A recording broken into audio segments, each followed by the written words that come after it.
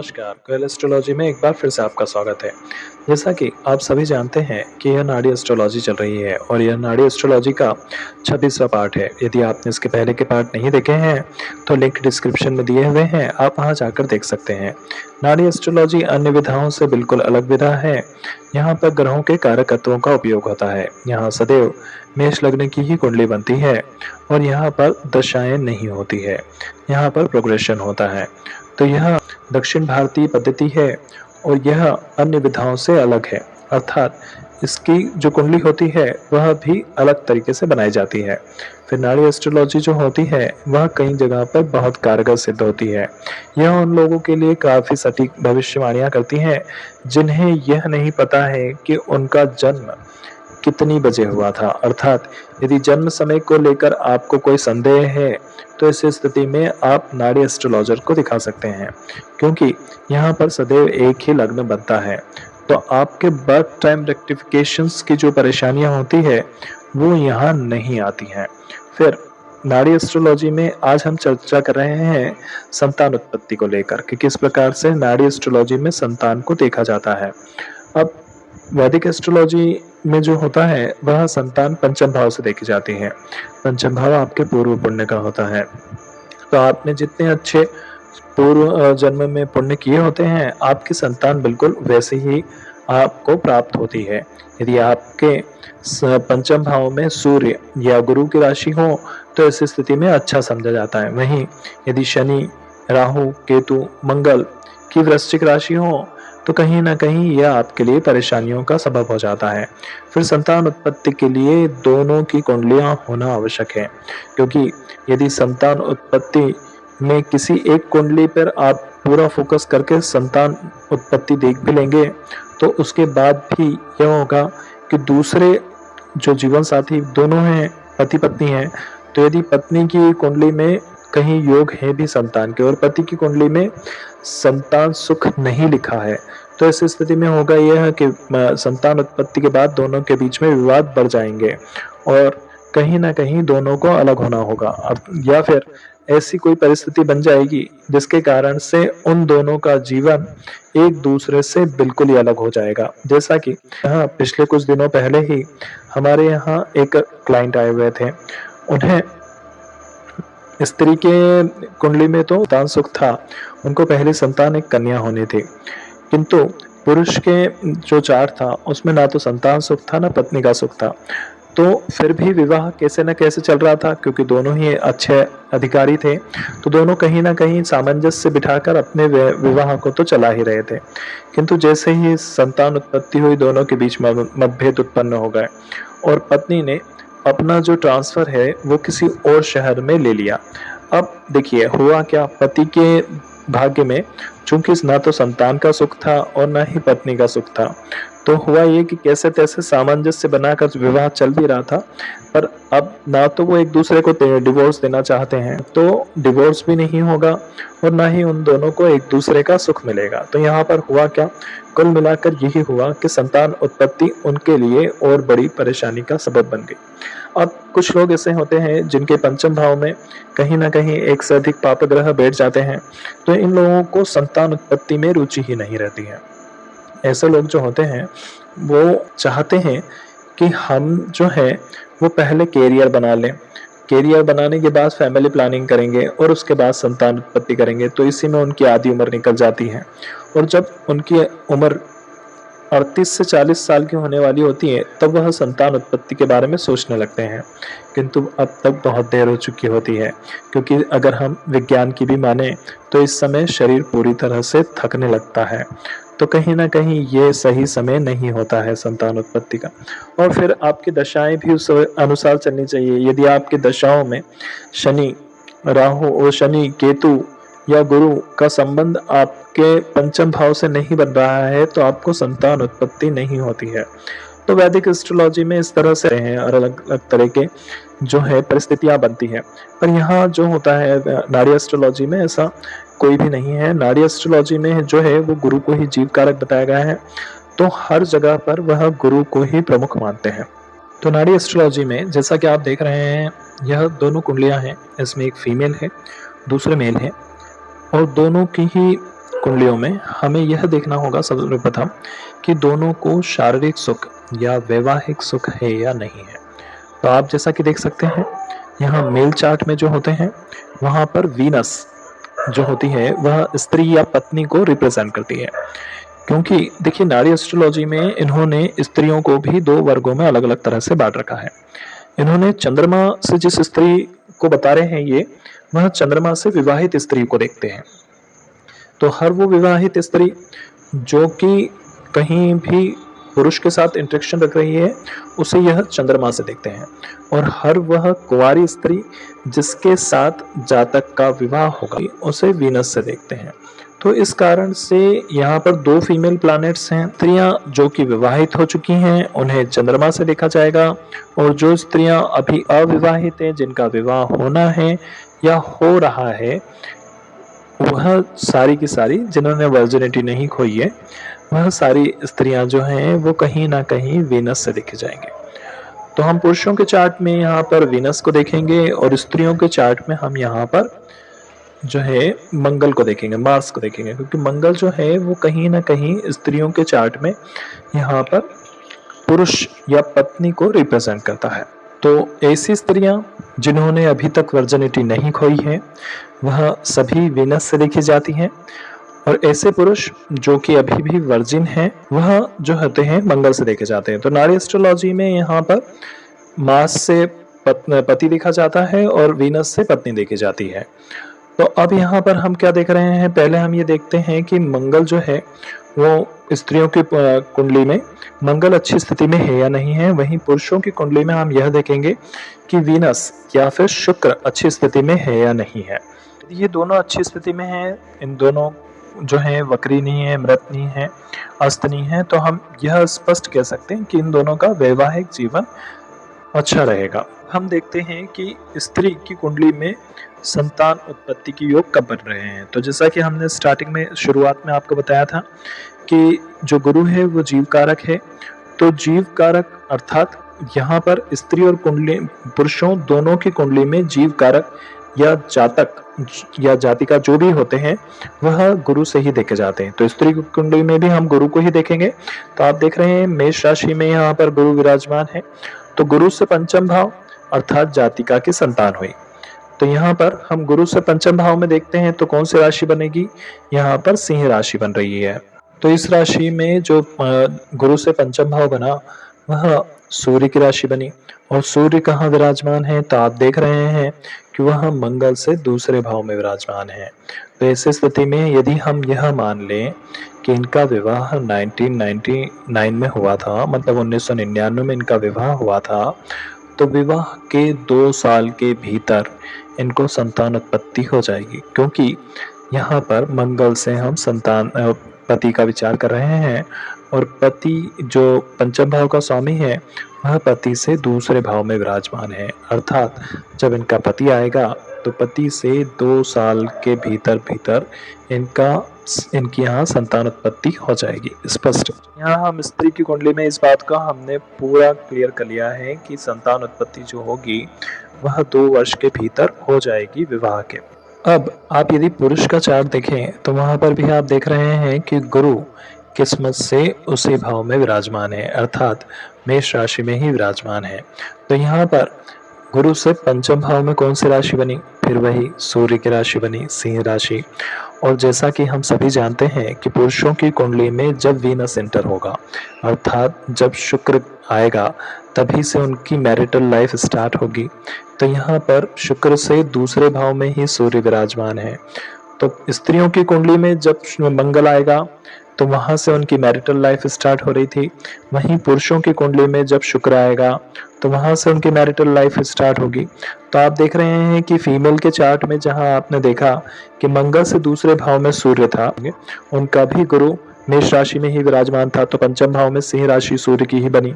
वहीं सेम आप देखेंगे कि पुरुषों की कुंडली में भी आप यहाँ पर देख रहे हैं कि गुरु जो है वह मेष राशि का ही है, पंचम भाव में फिर वही सूर्य की राशि बनेगी, और सूर्य वीनस से दूसरे भाव में है।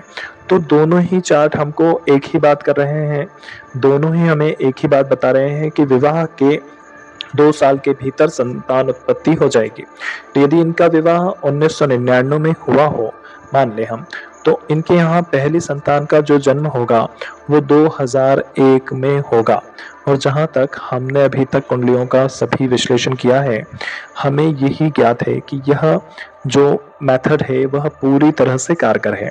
आप इस मेथड के थ्रू आप इसे बारीक से बारीक चीज़ें देख सकते हैं। यह सभी जगह बेहद अच्छी से तरह से काम करती हैं।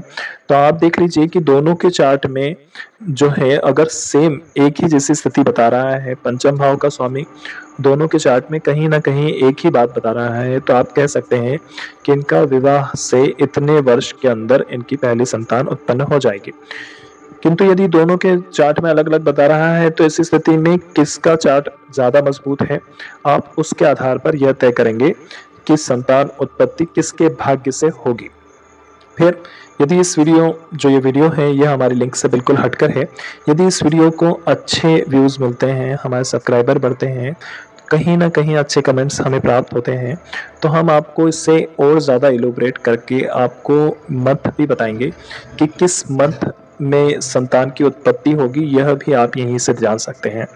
फिर सेकंड चाइल्ड जो होगा वो किस मंथ में होगा और उसके होने के बाद क्या-क्या स्थितियाँ बनेंगी, हम आपको हर चीज़ को इलैबोरेट अलग-अलग करके बताएँगे। हालाँकि ये टॉपिक बहुत बड़ा है, इसी कारण से हम यह वीडियो अपने ही किसी दर्शक के कहने पे बना रहे हैं। तो आज जो हम वीडियो बना रहे हैं उसके पीछे रीज़न यही है कि आपको नाड़ी एस्ट्रोलॉजी की भव्यता का ज्ञान हो, कि कितना कुछ उसमें बहुत छोटी-सी मेथड्स में उन्होंने सँभाल कर रखा था। तो यहाँ आपको पूरी तरह से क्लैरिटी हो गई होगी। हम एक बार फिर से आपको समझा देते हैं यदि आप नहीं समझे हैं तो। देखिए, पुरुषों की कुंडली में स्त्रियाँ जो होती हैं, जो पत्नियाँ होती हैं, वह कहीं न कहीं वीनस से देखी जाती हैं। वहीं स्त्रियों की कुंडली में जो होता है वो मंगल से पुरुष या पति देखा जाता है। और दोनों के ही इसमें ही जीव कारक जो होता है गुरु ही होता है। तो गुरु से 5वां भाव जो होता है वह उनके संतान को दर्शाता है। स्त्रियों की कुंडली में जहाँ पर भी मंगल विराजमान है वहाँ से उनकी मैरिटल लाइफ या वैवाहिक जीवन शुरू होगा। तो वहाँ से गुरु से पंचम भाव का स्वामी मंगल से जितनी दूरी पर बैठा है उतने साल बाद उन्हें क्या होनी है, संतान उत्पत्ति होने के प्रथम संतान उत्पत्ति के योग बता रहा है।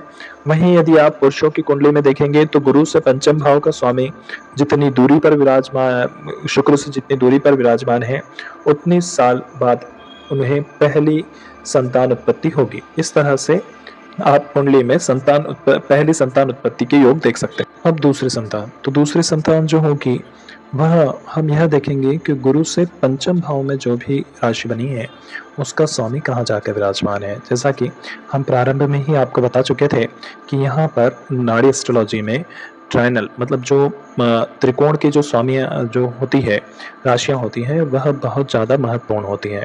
तो यहाँ पर भी गुरु से पंचम भाव का जो स्वामी होगा उसके पंचम भाव में कौन सी राशि बनी हुई है और वह जो है कहाँ पर है, वह जो है उसका स्वामी किस स्थिति में है, उस अनुसार आप यह तय करेंगे कि दूसरी जो संतान होगी वह कब होगी।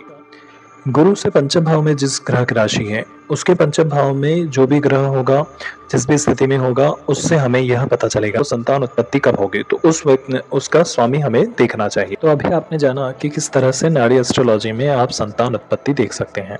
अब इसको थोड़ा सा हम जटिल या कॉम्प्लिकेटेड बना देते हैं। इसे आप इस उदाहरण के थ्रू देखिए। अब इसमें आप देख रहे हैं कि यहाँ पर जो शुक्र है यह फीमेल का चार्ट है और यहाँ मेल का चार्ट है। तो फीमेल के चार्ट में आप जो देख रहे हैं शुक्र और मंगल एक साथ विराजमान है। वहीं गुरु जो है वो चौथे भाव में मतलब कर्क राशि में है और गुरु की राशि जो है धनु राशि, वहां पर चंद्रमा विराजमान है। तो गुरु चंद्रमा के साथ परिवर्तन योग में है। अब आप यहाँ पर देख रहे हैं कि अब यहाँ पर विवाह जो होगा, विवाह के बाद संतान उत्पत्ति कब होगी। तो जैसा कि हमने आपको पहले बताया था कि विवाह स्त्रियों की कुंडली में विवाह जो देखा जाता है वह देखा जाता है मंगल से। तो हम स्त्रियों की कुंडली में पहले मंगल देखेंगे कि मंगल कहाँ विराजमान है। तो मंगल आप देख रहे हैं यहाँ पर तुला राशि में विराजमान है शुक्र के साथ।